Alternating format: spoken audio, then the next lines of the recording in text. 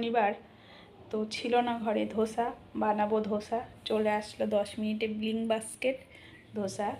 এবার চল ভিজিয়ে দিলাম ধোসা।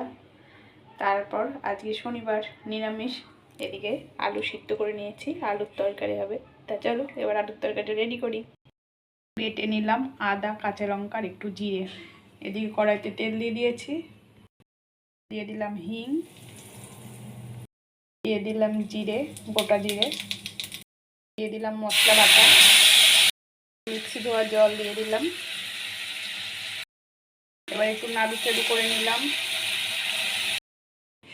আলু সিদ্ধ দিয়ে অনেকটা সময় নষ্ট হয়ে গেল। তোমরা পারলে খোসা ছাড়িয়ে দেবে, কিন্তু একটা সুবিধা আছে, খোসা সমেত থাকলে বেশ বালি বালি হয়, সুন্দর হয় আলু সিদ্ধটা। ওটা মশলার সঙ্গে ভালো করে মিশিয়ে নেব। ধোসার তরকারি রেডি। এদিকে তাওয়া চাপিয়ে দিয়েছি, এবার ধোসাগুলো বানাবো। এটা প্রথমে দিয়ে ফেললাম। ধোসা রেডি হয়ে গেছে।